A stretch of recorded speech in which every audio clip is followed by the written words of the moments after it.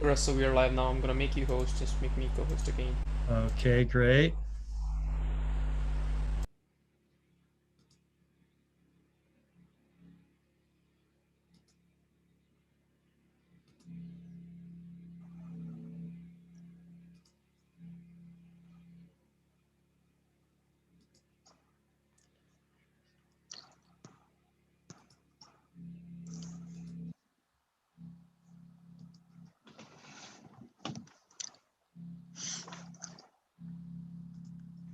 There you go, Mike. Oops, did I do the right person? Yep, right, Michael. Good. Hi, everybody. Good to see you all this afternoon. Hello. Dina and Sharon and Pam and May. Yep. May. Tatiana, Jean, John, Bob, Myrna. And I have a Bob who doesn't look like Bob, but Susan, Leslie, iPhone, and Nancy. Welcome, everyone. Thank you. Many familiar faces, but anybody new to Get Set Up this afternoon or maybe new to travel classes? I love to have new folks come in. Fabulous, Pam. Glad to have you here.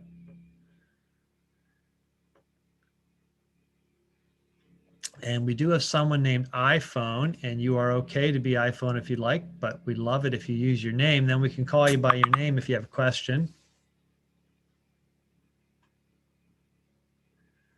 And welcome back, Norma and Nancy and Mary and Pat and Deborah. You all scoot all over the screen. As soon as I think I've got everyone identified, there's a new layout. Glad to have you all. Let's see, was there anybody that was new to Get Set Up with this class?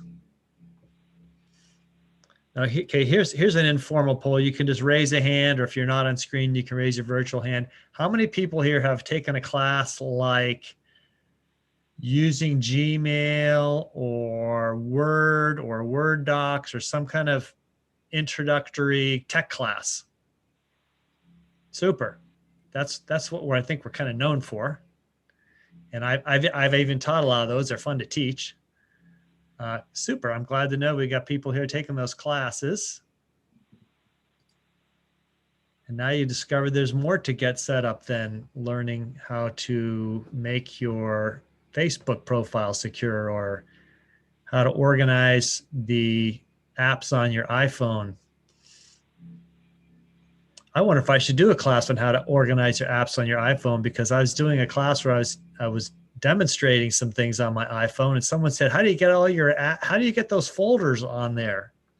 I said, oh, you just drop them into each other and they make a folder and you can rename it.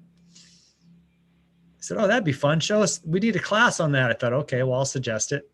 Yes, do that. My wife she and I organized everything. She swipes through about 5 pages of apps on her phone to find something, and I just have 2. Now, not to brag, but I can't organize more than 2. I just can't see it. And so I've got everything into folders, so the things, they just fit on 2, and I know where they are on the screen, and I sometimes hit the wrong one. And some of them look a lot alike. On my iPhone, messages and phone calls are both green with a little white symbol, and in a hurry, I hit the wrong one, even though they're on different places on the page.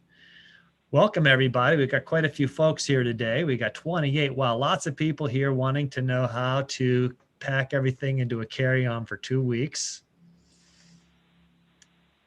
You can pack everything into a backpack that weighs 15 pounds for 5 weeks if you want. I did that, not to brag. That's where I really got into this. I'll tell you all about it here in a little bit. We'll give folks joining about 1 more minute, then we're going to go ahead and start. And Russ, I think it's easier for men to pack less than women. I know, I hear that over and over again, but that doesn't let women off the hook. It is easier. Only when men have to start wearing bras. Yeah, but that's just one. That's just one item. That's just one item. My wife actually packs as light as I do. She's learned, and I will tell you now, because I probably would say this in the presentation. My eye-opening moment was when I discovered that an Airbnb. Well, it was before this, but the point that it really hit it was when I was staying in an Airbnb in Frankfurt, and I realized it was on like the 5th floor or the 6th floor, and there was no elevator, and I had to carry both our bags up. And I thought, I didn't think about this. There was nothing in the instruction. If there was anything in the profile about being on the 5th or 6th floor, I missed it. So you'll see. I'll tell you, it's not just about volume, it's about weight. I'm going to go ahead and share my screen with you. Russ? Yes. Mary Virginia, my big challenge is packing orthopedic appliances, back braces, knee braces, because those seem to take up so much space that it actually, the basic clothing or even a book or two is one thing, but when I start adding in all the orthopedic appliances is where it gets weird. Well, that's going to add stuff. I will admit that. I will admit that. Let me go ahead and share my screen with you.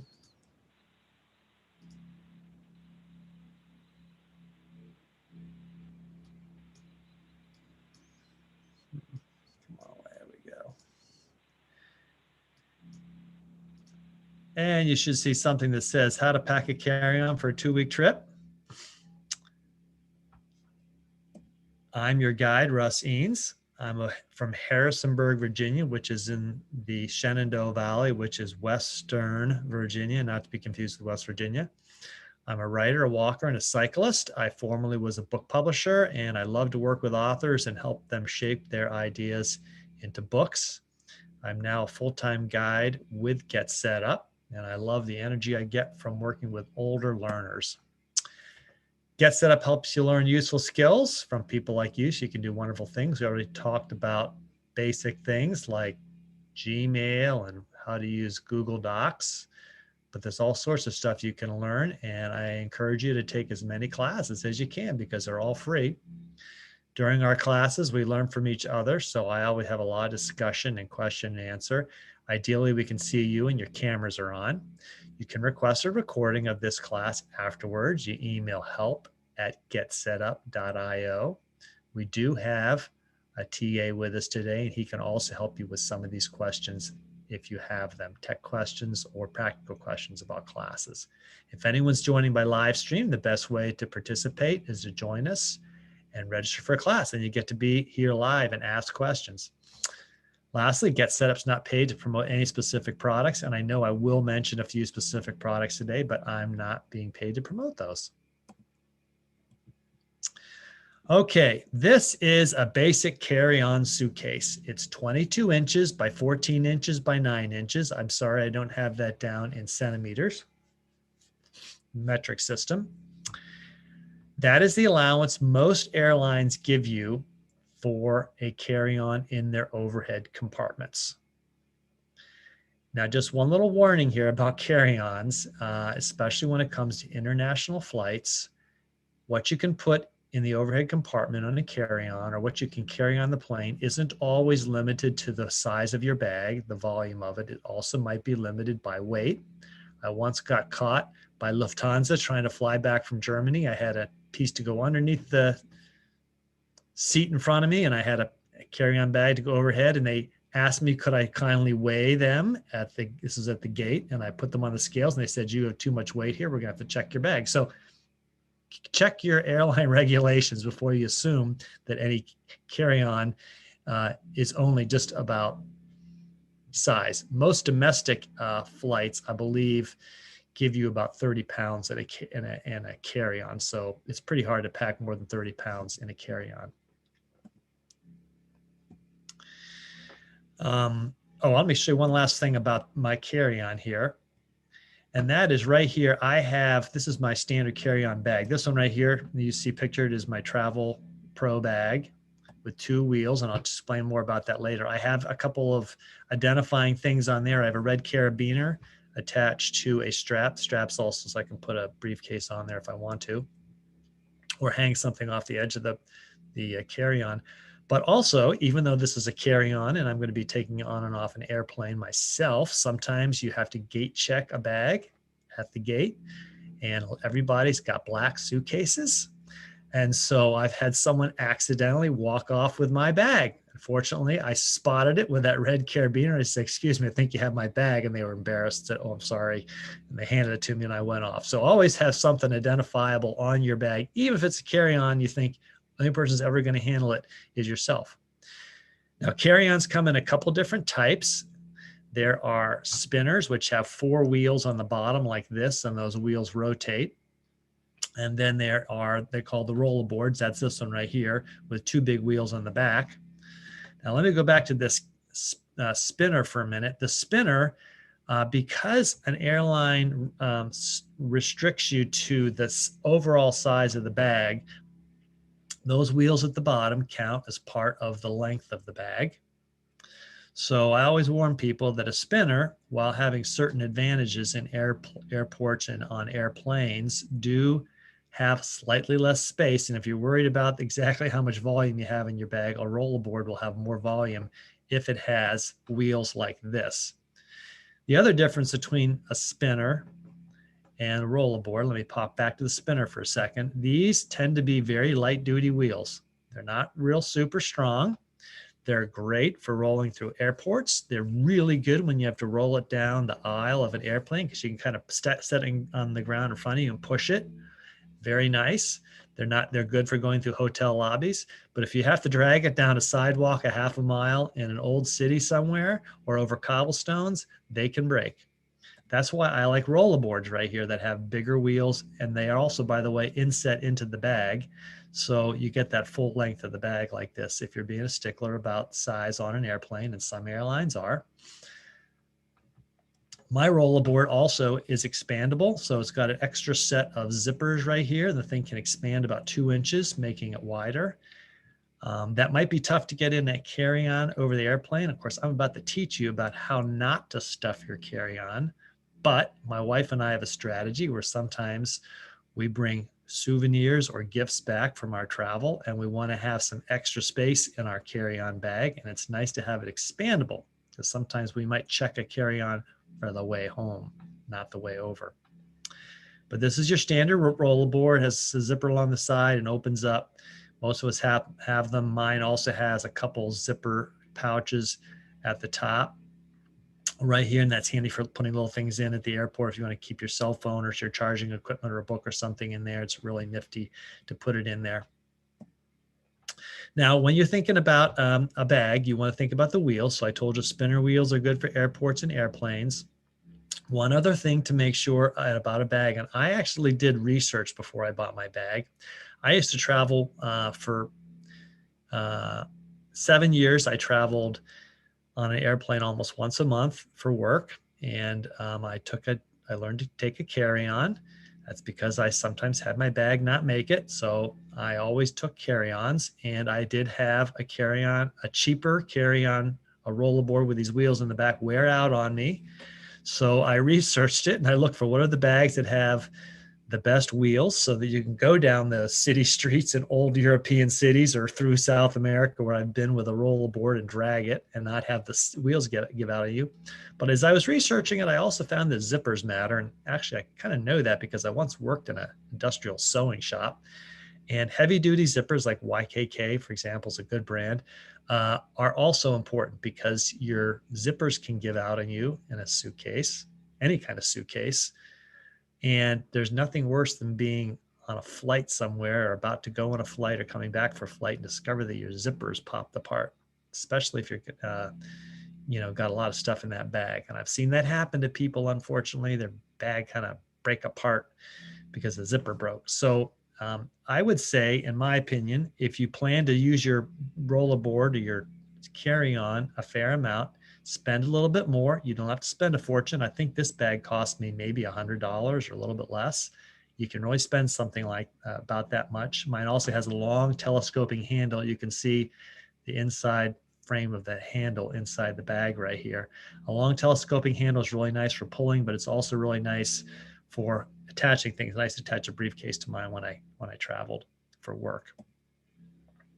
Now, I'm going to show you some of the stuff that I would put in a suitcase. And I know there's women in this class, so I'm going to show you what a woman would put in one, because I had my wife pack some things for a 2-week trip.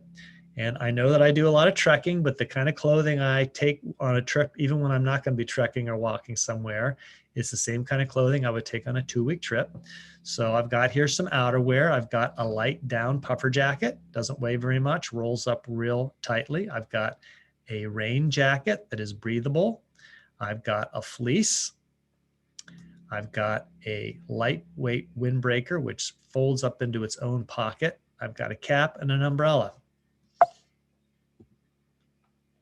So they all roll up very nicely like that. This is my windbreaker. It folds up into its one of its pockets. Makes it very handy to stuff inside something quickly if you need to. Got everything else rolled up. The rest of my clothing, I have some underwear, handkerchiefs. I have an extra pair of either pants or shorts. In this case, they're shorts. An extra shirt. Of course, remember you wear clothing. So I've got an outer shirt and an undershirt, and I've got a spare undershirt and something for sleeping in. 3 pairs of socks, some lounge pants, and then one of my favorite things, which I call the quarter zip. I'll talk a little bit more about that later. And that all rolls up very nicely. And I tuck them into these little spots in between the telescoping handles of my suitcase. And a lot of carry-ons are like that. Then I laid the next layer of clothing on top, and then I topped it all off with my outerwear and an LL Bean toiletry kit.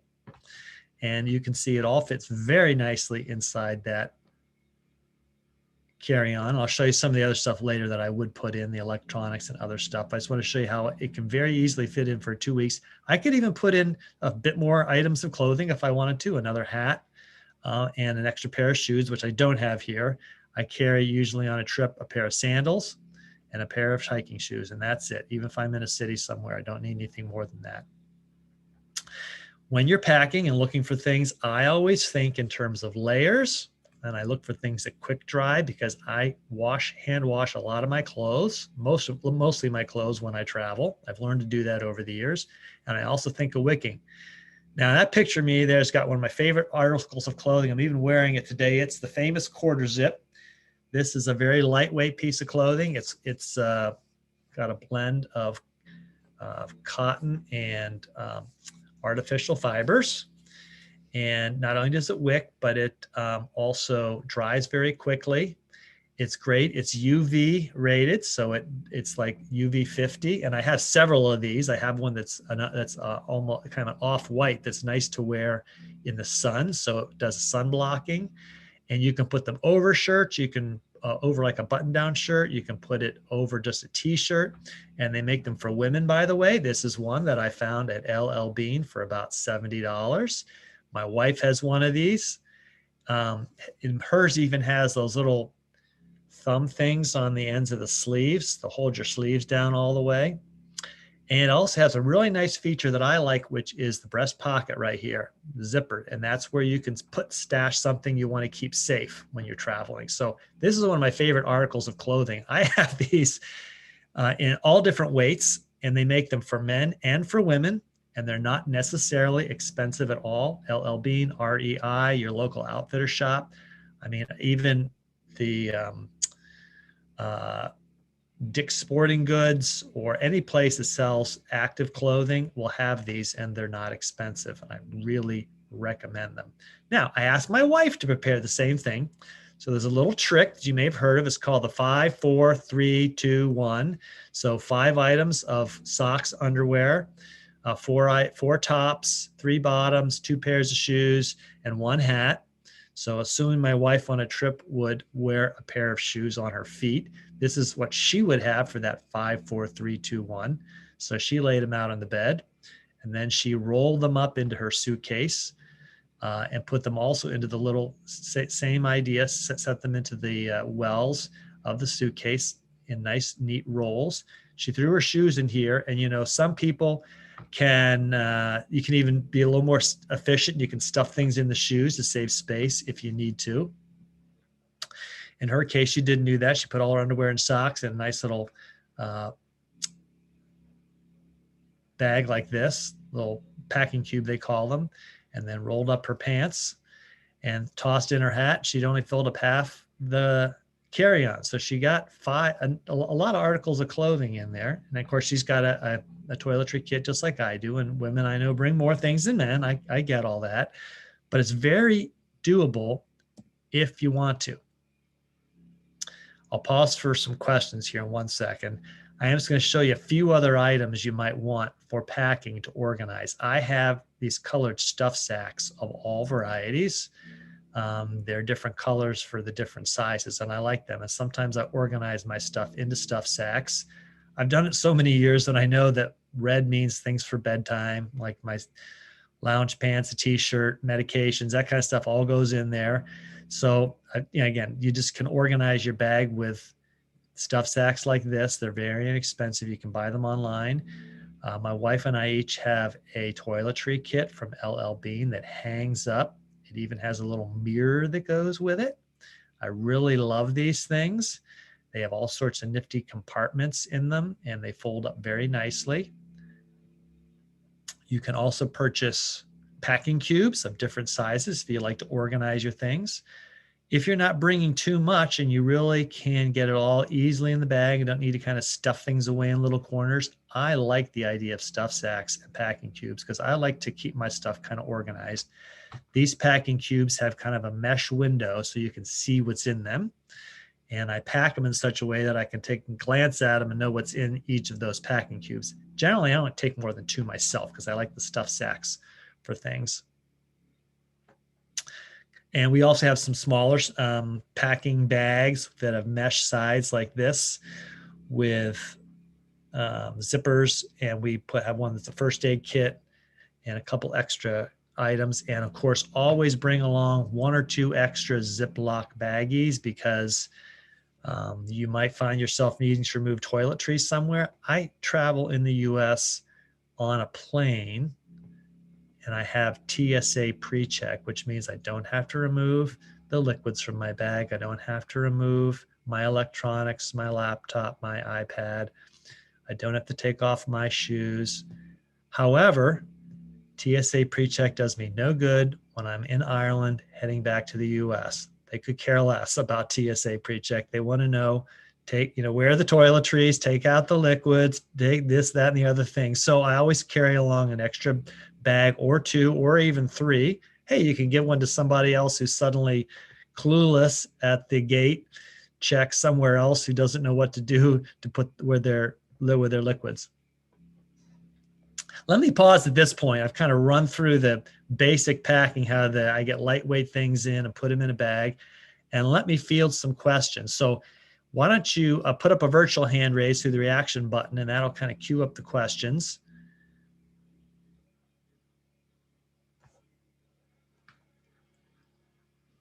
Myrna. What were those 5, 4, 3, 2, 1s again? I'll give them to you in the notes, but they are 5 pairs of underwear and socks, okay, underclothing, 4 tops, Okay. 3 bottoms, so that's pants or shorts, 2 shoes or sandals, and 1 hat.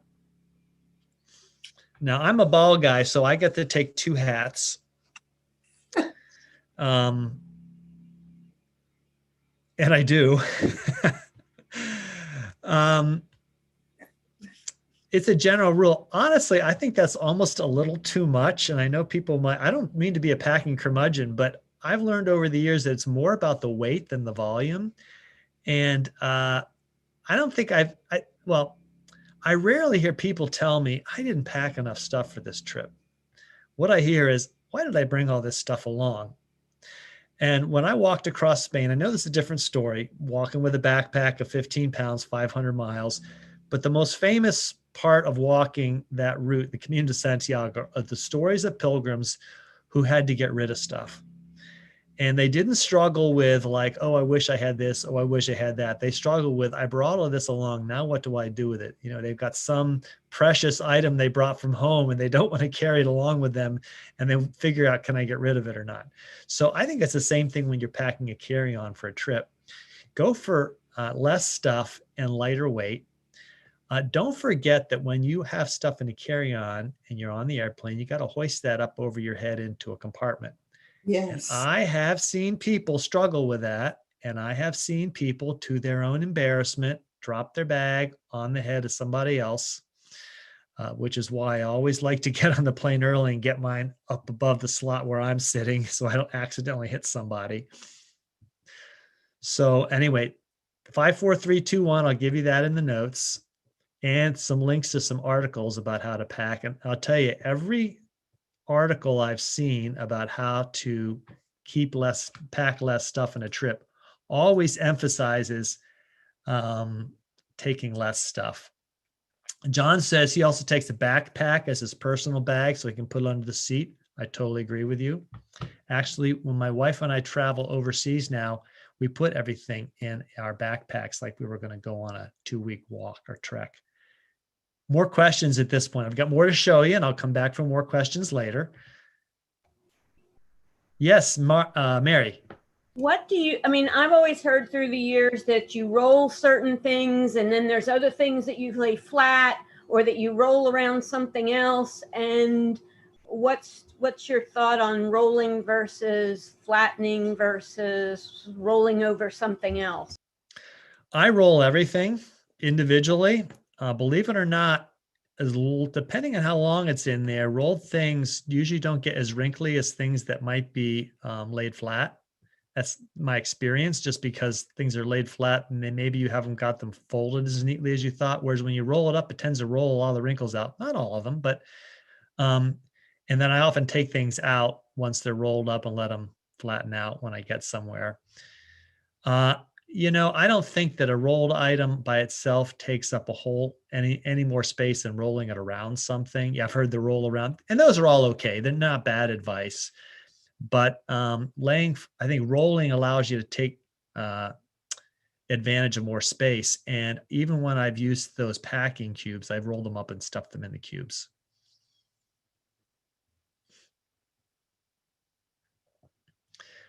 A good rule of thumb is lay out everything you want to take and then sit and then ask yourself, which of these things can I not take along? I'll come back for some more questions. You can continue to put questions in the chat, by the way, as I'm going, because I've got some more things to show you about how you can get everything in a carry-on bag for a 2-week trip. And someone asked the question, what tech items do you take? I'm going to show you that. That's the next thing, because tech items can be the heaviest things. They're very heavy. So here's a smattering of stuff that I take that has tech items. I'll show you some of these individually. This is my camera. I carry the Sony DX100. It's actually a very compact but very powerful little camera. And it comes in a case. This is the cover that goes over the camera. I've got a battery. This is a backup battery. I have these in different sizes. This is the smallest one. I have a bigger one. This one will charge a cell phone completely up from 0 to 100, typical iPhone, and I have the iPhone. I have a larger one that will do about 2.5 charges of a cell phone. You can buy packs that go around a cell phone. I like this pack, these separate batteries, because I sometimes use them to charge my camera. I also have varying types of wall adapters. If I'm in the US, I just need the standard 110 wall adapter here. And then this little white cable is a cable for my camera. And of course, the long cable is the cable for my phone. I carry the shorter cable, like 36 inches, because it weighs less. And these two things, I'll show you these later. These are wall adapters for Europe, for the continent, the EU. And they're special. They're like a wall adapter for the US. The only difference is they just have the 2 prongs. So you really just need to carry that if you're going to the continent. This is an example of the adapter you use for England, the UK, and Ireland. They have a big 3-prong because I think they're 220 or 240 volt. And I put my earbuds in a little baggie like this is a little Ziploc bag. And this is my other camera. So I'm a photographer, a bit of a photographer. So I take 2 cameras. They're both small for travel. This one's in its own little case. This is a stuff sack. I'll show you the stuff sack later. It opens up into a knapsack. That's one of the best things I ever got. It's an Osprey. Cost about $30. This is a little bag right here that has some more camera gear in it, like things for cleaning my lenses, extra batteries, and a small tripod.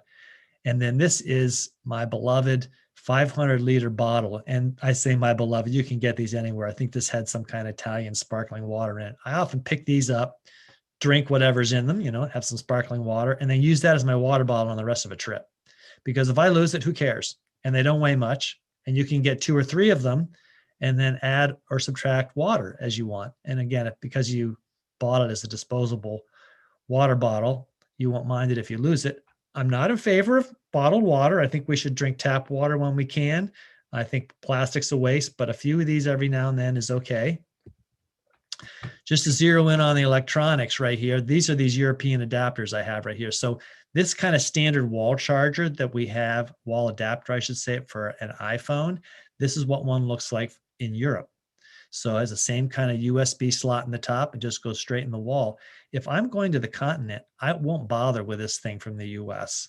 I just take these guys along because that's what I'm going to be plugging into in Europe. And in the US, if my device needs charging, I charge it before I leave home, and then I use my battery on the way if I need it. And of course, in an airplane, you can charge it.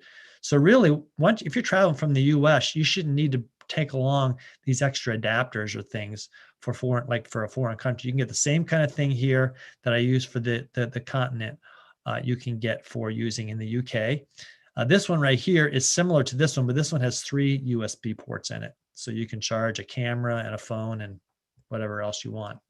Russ, I got 2 questions. Okay, let me pause here and check into the chat for the questions.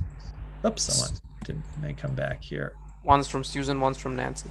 Okay. Let's check the question. Susan, do you wear the same 3 or 4 outfits for 14 days? Are you doing laundry? The answer is yes. I wear the same 2 or 3 outfits for 14 days. I hand wash, and then once a week, my wife and I combine things and we wash things together in a washing machine and then hang them up to dry. And so I hope that answers that. I know, and so bring a 3rd top along if you want to look like a little different. Like I wasn't wearing the same clothes every day, but it's more about the places you visited than the clothing you were wearing when you were there, for my opinion. I think my wife would probably say the same thing, but she's not here. And Nancy asked, do the portable chargers have to be dual voltage for EU? Let me back up to that one a second. Oops, we've gone too far. These things right here, these adapters are set. They're all set for the EU. So the EU has the same voltage level we do. The UK has a higher level of voltage, but their wall adapters would be set for using in the UK. I didn't answer my question right. Okay. So the portable charger for your phone, the Dynex, right? Yes. The one that'll charge your phone. Once it runs out of power, you got to recharge it. Yes. So is it a dual voltage thing? Just like the phone's dual voltage, right? No, the same adapter that I plug in here to the wall to charge my phone. I take the USB and put it into the Dynex and charges the Dynex back up. So it's not an issue with the voltage. It's not an issue. I don't understand why though. It must be dual voltage, I guess. Okay. Thank Okay. you. Sure.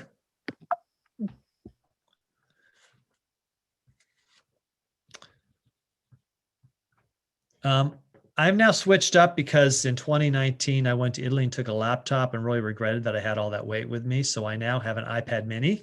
So my iPad mini has to have a slightly larger wall adapter. Okay. And if you're in the continent, there's a little thing that snaps out of here that would be the same adapter for plugging into the 110 volt in the US. And you can get the same kind of thing for the wall charging on the continent. So I would swap that out. And this would be all I would need then, because this will also do my cell phone and my camera and my battery. I like to bring along. This looks real small. Is it as small as the phone? No, this is a little bit bigger than the phone. So this would be in place of using the adapters for the phone. I mean the iPad mini. The iPad mini is bigger than a phone. You Okay. can see this is a small paperback book here. This is what they call Oh, a okay, the book. All right. this is a mass market paperback, Okay. and you can see how big it is in comparison to that. And Okay. I do put some reference books things on my iPad. I like guidebooks, but I don't like carrying them along. They're heavy. And you can buy, for example, let's say you like Rick Steves, you can buy Rick Steves guidebooks and put them on your iPad and read them there. That's actually a good way to do it. I do blogging. I'm going to buy a Bluetooth keyboard. I don't have one, a fold up lightweight Bluetooth keyboard, but I would bring that along too. And I buy a cheap paperback that I don't care if I lose by accident or leave somewhere, if it gets beaten up or gets water damaged. I think I bought this online for $1. It's a classic Italian novel. So the last time I went to Italy, I thought I want to read about Italy while I'm in Italy. So I brought bread and wine along. Another trick I have, I showed you that stuff sack somewhere else, but you can see how small it is. It's just a little bit bigger than my fist, and I actually can compress it to something the size of my fist. And we also bring along a foldable duffel bag, very lightweight. And here's the reason why. The duffel bag can get huge. I mean, you can hardly see how big it is, but it gets almost 24 inches long and 12 inches wide and about 12 inches high. You can stuff tons of things in there for the way back. So my wife and I will often buy an article of clothing and or some gifts for our children for Christmas when we're traveling. And we'll put them in our regular carry-on to put on the airplane because we want to make sure they get home safely. And we put other stuff in our duffel bag. Or like when we've gone trekking in Italy or somewhere or in Spain, our hiking poles will fit inside this. And then you fold it up when you're done, it folds back up like this over here. So it's very small, very lightweight.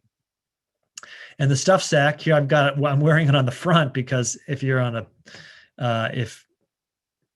bus or somewhere like that, and you're worried about pickpockets, you can put the stuff sack in front of you.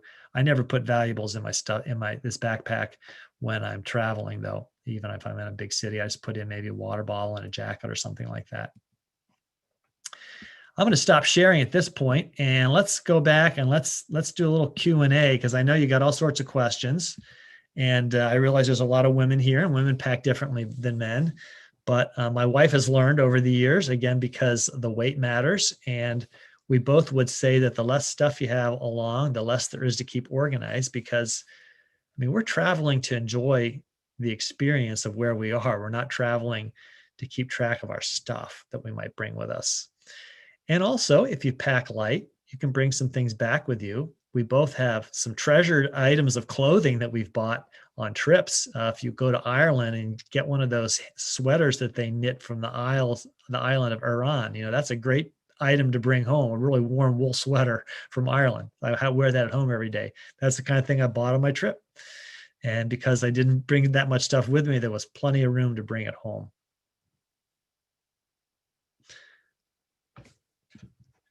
Comments or questions? I actually had a relative send me, the drama horses in Sweden. I had it packaged up, and all she had to do was send it to my home. The problem was, it turned out okay, but the problem was she tried to deliver it while we were still on vacation because we went to Sweden, Denmark, and Norway.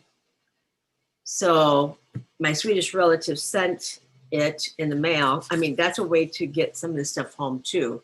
If you buy, like I bought quite a number of these to give them to relatives and things. So mail it to yourself.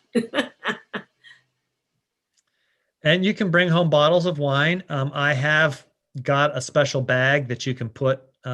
It's a bag you can insert a bottle in, and you can seal it shut. And if the bottle breaks, it'll absorb everything in the bottle. I used to buy a bottle while I was traveling and then take it home. And last couple of times, I decided I wasn't going to do that, and I spent a couple extra euros at the airport and bought the exact same thing I could have bought while I was on a winery tour at the airport. Sure, I spent a few extra dollars, but it went through customs and they handed it to me on the airplane in a bag, and then I could put it in my rollerboard safely on the airplane and then just haul it home. So I've done that, and I understand. We brought home bottles of vinegar and things like that, special stuff, olive oil. Those are all nice to buy. My advice: spend a few extra dollars or euros or pounds at the airport and get it there. They'll take it right through customs. They'll bring it on the airplane. You don't have to worry about the issues of liquids and all that stuff on your bag, and then you can then you have it when you get off the plane.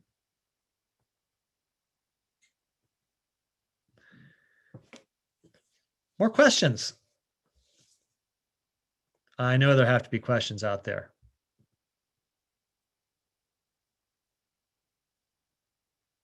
Have you ever run into the problem of them not accepting what was in your carry-along and you had to get rid of it or, whatever? No? I have not. I also have global entry. And when I come back to the US, I skip the lines and go to the kiosk and put down my fingerprints and slide in my passport. And within about 3 minutes, I'm off through customs to the baggage claim if I check something back.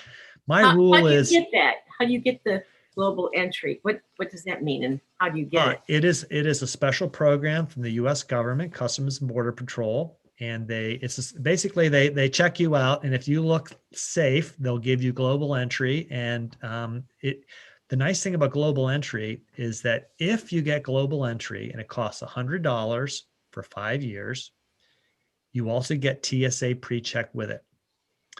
You can apply separately for TSA pre-check by itself. I think it costs $85 for 5 years. Well, why not just spend an extra $15 and get global entry if you're planning to travel? If you're not planning on traveling out of the country, that's fine.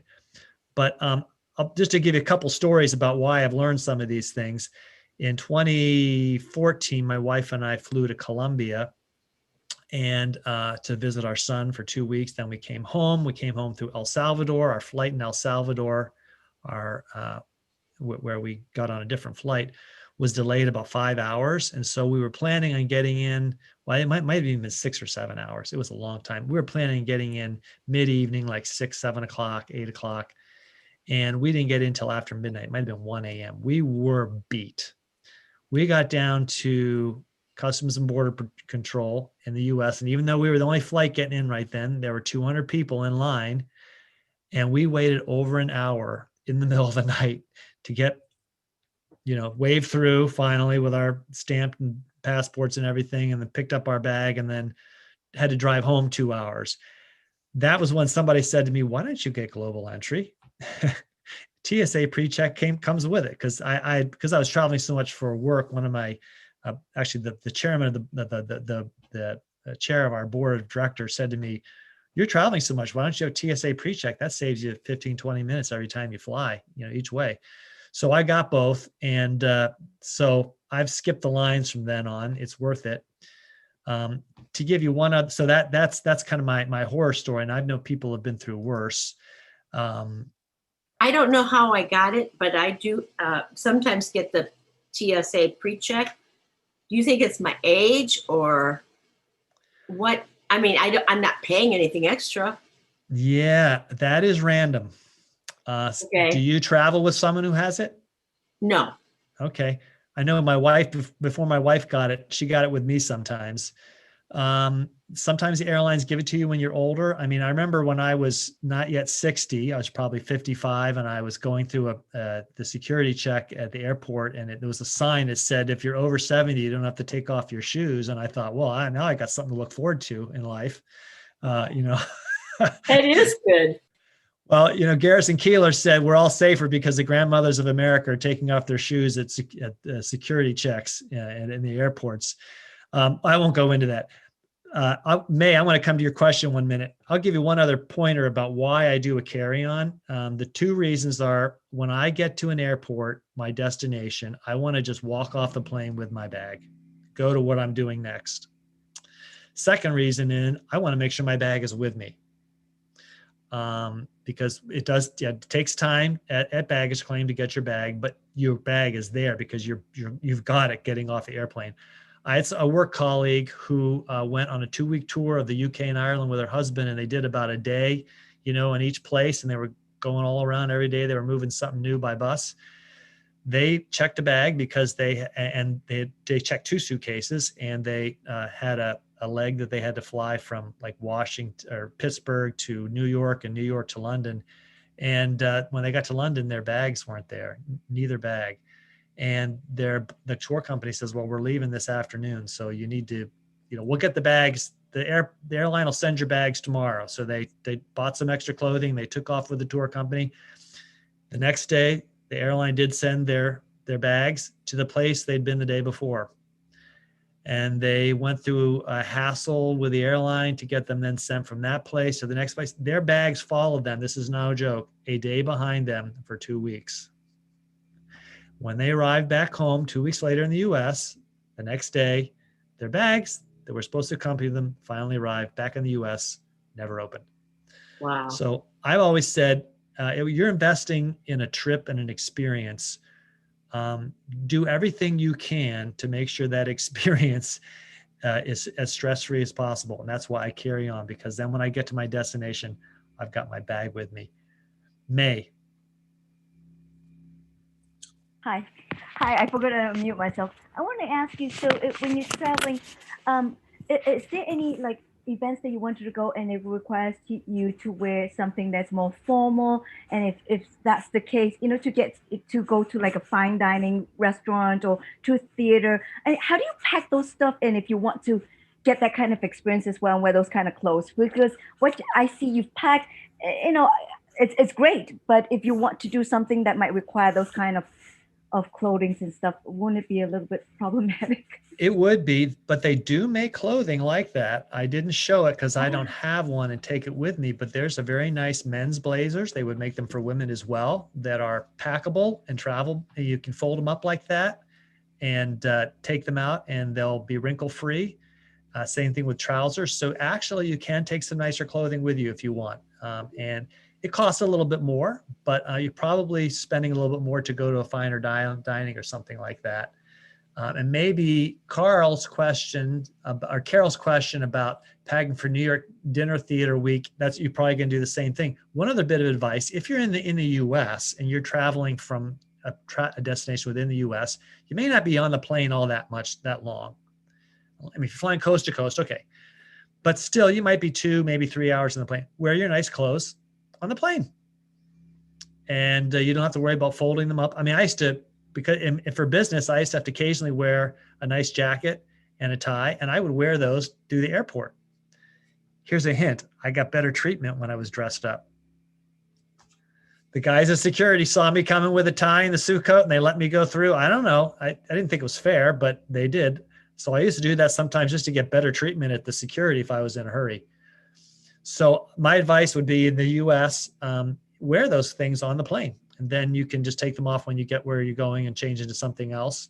But then you have them, and that would be how I would do that. Mary says, how do you protect breakables such as family artifacts that you might be given on a family visit? Wrap them up very carefully. I'm not joking, in either bubble wrap or in some nice articles of clothing and put them down into your carry-on. I've never had anything break if it was nestled inside the carry-on because the top is cushioned. And if you have it in the carry-on, it's with you the whole time. So you don't have to worry about, how are those baggage handlers people handling it? Alma asks, any tips for golf bags? We check luggage, or I have to wait on my husband's golf bag. I can't give you an answer to that one. You're going to have to check the golf clubs. And if you want to go ahead and check a bag, that's fine. That's just the way it is. And they don't make folding golf clubs, I guess. Even the hiking poles that I carry on my trips to Europe when I've gone hiking, they don't allow those on a carry-on. I have to check that. So that's what I have that duffel bag for. My wife and I usually stick an item or two of clothing in with our hiking poles in the duffel bag. Last question, Nancy. I just read a tip on some travel guide I follow. You rent surfboards, because that was an issue. How do I get my surfboard? Because somebody wanted to go somewhere and surf. There are people who rent their surfboards now, and there's probably people who rent golf clubs now. So that takes that whole issue out if you can live without your golf club for this new experience. Well, all golf courses rent clubs. Oh, they do? Oh yeah. So that's actually, that answers that as well. Good tip. I mean, I don't want to riff on anyone who wants to take their own clubs along. I'm really out of time, and I'll take these last two questions. Tatiana. I use the CPAP machine. Does it consider carry out or it's additional? Which machine? Sleep app machine, breathing machine. Are you talking about the thing for sleep apnea? For sleep apnea? Yes. That's an extra item you've got to bring along, and you may have to check that. It might be considered when I a medical device. When I went to the Caribbean, it was not considered another device. You mean I can still take carry out plus the Yes. breathing machine? Yes. Okay. But check with your airlines. It might be different with different airlines. Good thank you. question. Good answer, Cease. One thing you can always do, if you ever have a question about whether something you're taking in a carry-on is going to be allowed, I would go first to the ticket window, the ticket counter at the airport, and ask. I've had some rude awakenings at the security and at the gate because of something I had in a bag or was going to take with me, including once having to take a bag all the way out through security and check it. So whenever I'm in doubt, I always ask at But ask ticket ahead counter. of time. Ask ahead of time. Ask the airlines instead, so you're not surprised when you get there. Okay, thank you. Well, Thank you. I thank you all for being in this class, and we'll be doing it again and again. So you can come back and watch the tips. You can also check the video on this. And I appreciate the tips you gave each other in the class. And you'll get some notes with some of these pointers in an email following up. And I love feedback from you. Let me know how the class went and anything we can do to improve it. I always appreciate that. And I hope to see you all in some more classes. I'm going to say, have a great afternoon, everyone. Bye. You too. Thank you very much. Thank you. Thanks. Thank you. Thanks, Ross. Bye.